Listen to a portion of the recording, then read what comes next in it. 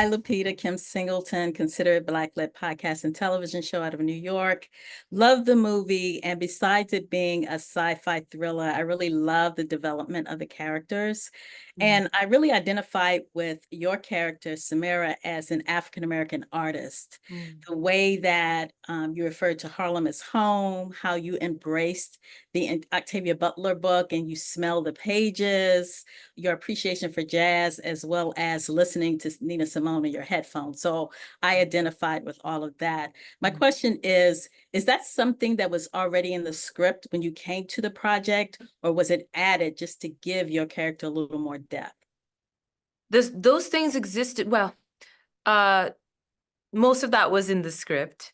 Uh, I most of it was in the script. I have to admit, she was always a poet, an artist, and loved jazz. That was in the script. I think the one thing that I may have brought to it was that Octavia Butler book, because I had been reading Octavia Butler, and I just thought that the Lilith's Brood was a particularly poignant, related story to the one that we were telling. It's kind of like it's kind of like the opposite. The aliens in that come to kind of save humanity from themselves. So I thought it would just be a poetic point to make. And Michael really loved it, and so he put it in there. But yeah, I think this story, she is of the world she's from, and these are just the touch points that were came naturally to to to the top. You know what I love about this movie is that yes, there is the scope and the scale, and there's the scares, and there's that large adventure, and then there's just the tenderness of two people trying to navigate the world together.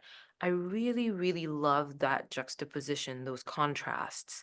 And for me, my favorite moments were those quieter moments where we had to like I loved how carefully you had to do everything because sound is the enemy. It made you, we were so present in small things. You can't just have a conversation, you know. You have to negotiate in silence. And I loved the care that that brought to every scene. This was a unique acting challenge, right? When they strip away the language.